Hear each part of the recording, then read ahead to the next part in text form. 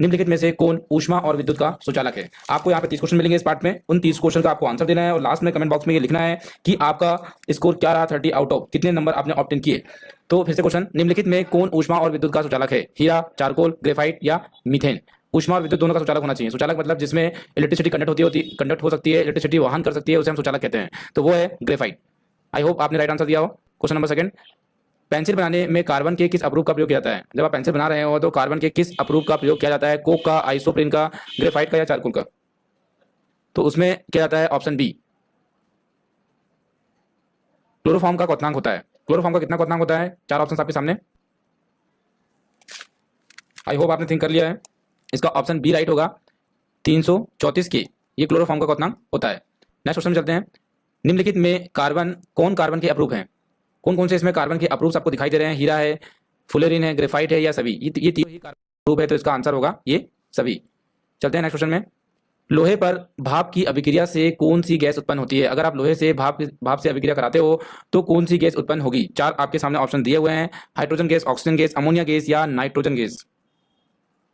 तो इसका right answer होगा आपका हाइड्रोजन गैस, मतलब option A is right answer, hydrogen gas. चलते हैं नेक्स्ट क्वेश्चन में। कॉपर को वायु में जलाने पर कौन सा यौगिक बनता है। अगर आप कॉपर को वायु में जलाते हो तो कौन सा यौगिक बनेगा। इन चारों में से कॉपर हाइड्रोक्साइड बनेगा, कॉपर हाइड्रेट बनेगा, कॉपर ऑक्साइड बनेगा या कुछ भी नहीं होगा। ये सारे के सारे ऑप्शन गलत हैं क्या। आई होप आपने फ्रेंड्स थिंक कर लिया हो कि क्या आपका राइट आंसर है। तो मैं आपको बता देता हूँ, इसका राइट आंसर होगा कॉपर ऑक्साइड। अगर कॉपर को वायु के साथ जलाओगे तो वो ऑक्साइड हो जाएगा और बनाएगा कॉपर ऑक्साइड। कौन सा धातु कमरे के ताप पर द्रव होता है। ऐसी कौन सी धातु है जो कमरे के ताप में क्या हो जाती है, द्रव हो जाती है। तो ऑप्शन दिया हुआ है पारा, एल्यूमिनियम, ब्रोमीन या दिया हुआ है आपको तांबा। तो कौन सी धातु होगी। तो वो होगी आपकी ब्रोमीन। जो ऐसी धातु है जो कमरे के ताप में ही कैसी रहती है, वह द्रव अवस्था में रहती है। ताम्र एवं टीन, जो तांबा है और टीन है जो कॉपर हम कह सकते हैं, और टिन जो है किसकी मिश्र धातु है, या मिश्र धातु को हम क्या कहते हैं। पीतल कहते हैं या ड्यूरेलिमीन कहते हैं, कांसा कहते हैं या सोल्डर कहते हैं, क्या कहते हैं। तो ताम्र है और टीन है, अगर इसकी मिश्र धातु को अगर मिलाते हो तो बनता है कांसा। ठीक है, ब्रॉन्ज जो होता है कांसा बनता है। इनमें से कौन सी धातु द्रव अवस्था में पाई जाती है। लोहा, मरकरी, चांदी या अन्य। कौन सी ऐसी धातु है जो द्रव अवस्था में पाई जाती है। आई होप आपने थिंक कर लिया है। तो इसका राइट आंसर है मरकरी। क्या राइट आंसर है इसका, मरकरी, जो द्रव अवस्था में पाई जाती है धातु होने के बावजूद। सोडियम, लिथियम, कैल्शियम और निकेल में से किस धातु को चाकू से काटा जा सकता है। ऐसी कौन सी धातु है इन चारों में से जिसे हम चाकू से काट सकते हैं। क्या सोडियम है, लिथियम है, कैल्शियम है या सभी है। तो वो धातु है आपकी सोडियम। सोडियम धातु को आप चाकू से काट सकते हो, चाकू से कट कर सकते हो। तो फ्रेंड्स, ये वीडियो आपको कैसा लग रहा है कमेंट बॉक्स में जरूर बताएं। साथ ही साथ आप इस वीडियो को लाइक कर दीजिए ताकि हम इसी तरह के अच्छे वीडियोस आपके लिए ला सके और हमें मोटिवेशन मिल सके और हम इस तरह के और भी अच्छे वीडियोस लाएं आपके लिए। और आप कमेंट बॉक्स में लिखना ना भूलें कि किस टॉपिक्स में आपको वीडियो चाहिए। चलिए स्टार्ट करते हैं। क्वेश्चन नंबर 71, मैग्नीशियम के दहन से जो उत्पादक बनते हैं वे क्या कहलाते हैं। वे अम्लीय कहलाते हैं या उदासीन होते हैं या तो क्षारीय प्रकृति के होते हैं। कैसे होते हैं वे। तो जो बनते हैं वे होते हैं क्षारीय प्रकृति के होते हैं। कैसे होते हैं वे, क्षारीय प्रकृति के। नेक्स्ट क्वेश्चन 72, एक धातु के टुकड़े से खींचे जा सकते हैं, यह धातु के किस गुणधर्म के लिए उत्तरदायी होता है। अगर धातु से आप पतले पतले तार खींच सकते हैं तो ये किस गुण को बताता है। क्या कठोरता को, आघात वर्धनीयता को, चालकता को या तन्यता को बताता है। तो राइट आंसर होगा इसका ए, तन्यता। आई होप कि सभी ने इसका राइट आंसर दिया हुआ है। एल्यूमिनियम का विद्युत अपघटन करने पर एनोड पर कौन सी गैस जमा होती है। अगर एल्यूमिनियम का विद्युत अपघटन कराया जा रहा है तो यहाँ पर एनोड पर कौन सी गैस जमा होगी। Hydrogen gas, nitrogen gas, carbon dioxide gas या ऑक्सीजन गैस। आई होप आपने थिंक कर लिया है और तो आपने इसका राइट आंसर जो होगा वो होगा ऑक्सीजन गैस। क्या होगा, option D is right answer, oxygen gas. Aluminium का अगर विद्युत अपघटन कराते हो, ठीक है, तो एनोड पर जाकर क्या जमा हो जाएगी, यहाँ पर ऑक्सीजन गैस जमा होगी। कहाँ पर, एनोड पर। मुंह साफ करने के लिए किस प्रकार के मंजन का व्यवहार करना चाहिए जिससे कि दंत क्षय रोग ना हो, जिससे दंत आपके घुले ना, कम ना हो या क्षय रोग उसमें ना हो। तो इसके लिए आपको किस तरह का मंजन यूज करना चाहिए। क्या अम्लीय दंत मंजन, क्षारीय दंत मंजन, उदासीन दंत मंजन या इस तरह सभी के। तो ये होगा आपका क्षारीय दंत मंजन आप इसमें यूज कर सकते हैं। नींबू के रस का पीएच मान लगभग कितना होता है। जो नींबू का रस होता है उसका पीएच मान कितना होता है। आई होप आपने थिंक कर लिया हो। तो इसका राइट आंसर जो है वो है बी, 2.2। तो नींबू का पीएच मान लगभग कितना होता है, 2.2 इसका पीएच मान होता है नींबू का। मैग्नीशियम के रिबन के दहन में कौन सी प्रकृति की लौ उत्सर्जित होती है। जब आप मैग्नीशियम का रिबन का दहन करते हैं तो कौन सी लौ यहाँ पर उत्पन्न होगी। लाल और चमकदार, नीली चमकदार, श्वेत चमकदार या हरी चमकदार।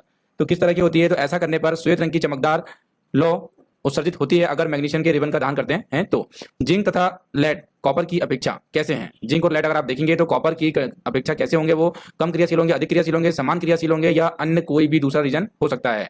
तो मैं बता दूं जिंक और लेड जो होते हैं कॉपर की अपेक्षा हैं, थोड़े से ज़्यादा क्रियाशील होते हैं, जल्दी रिएक्शन बना लेते हैं या जल्दी रिएक्शन में कर लेते हैं।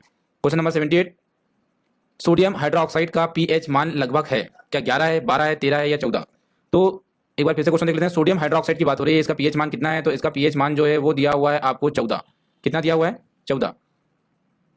अपच का उपचार करने के लिए निम्न में से कौन सी औषधि का उपयोग होता है? अपच का जो इंडाइजेशन है उसका उपचार करने के लिए कौन सी औषधि का उपयोग होता है?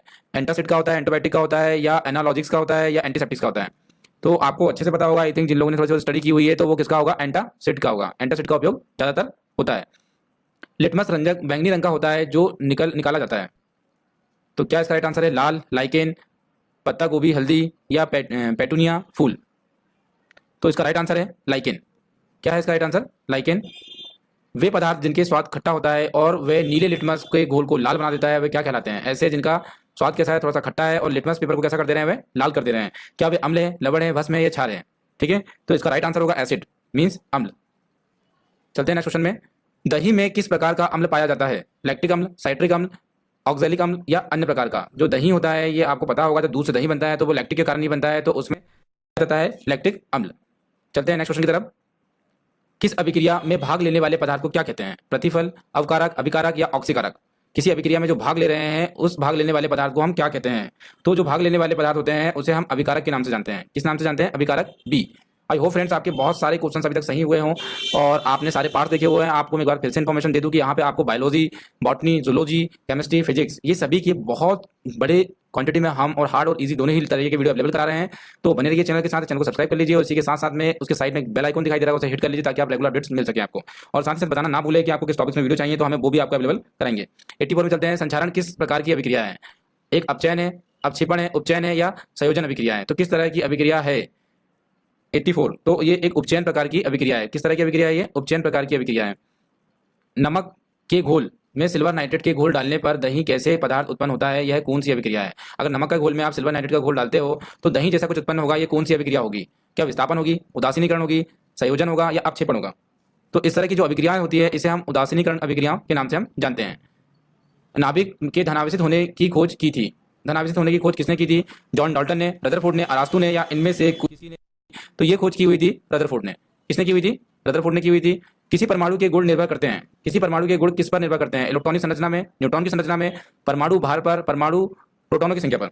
तो जो किसी भी परमाणु के अगर गुण को आप देखेंगे तो वो ज्यादातर निर्भर करते हैं इलेक्ट्रॉनिक संरचना पर। उनकी इलेक्ट्रॉनिक संरचना किस प्रकार की, इलेक्ट्रॉनिक कॉन्फ़िगरेशन किस तरह का है, उस पर एक किसी भी परमाणु के गुण निर्भर करते हैं। Is it clear? तत्व के सबसे छोटे भाग को हम क्या कहते हैं? परमाणु, ऋणायन, धनायन, या अणु? क्या कहा जाता है इसे? तो सबसे छोटा जो भाग होता है उसे हम जानते हैं परमाणु के नाम से। किस नाम से जानते हैं? परमाणु के नाम से। आई थिंक आप सभी को पता है परमाणु विद्युत क्या है? तो ऋणायन धनात्मक, या द्विधनात्मक, या उदासीन? तो क्या है वे? एक उदासीन है। एक बात मैं आपको बता दूं फ्रेंड्स कि अगर आप इस वीडियो का पीडीएफ चाहते हैं या इसको ऐप के माध्यम से चाहते हैं तो कमेंट बॉक्स में लिखना ना भूलें। आपको जल्दी इसका ऐप अवेलेबल करा दिया जाएगा प्ले स्टोर में, या तो इसी के डिस्क्रिप्शन लिंक में आपको इसका ऐप दे दिया जाएगा। तो कमेंट बॉक्स में जरूर लिखें अगर आप ऐप चाहते हैं तो।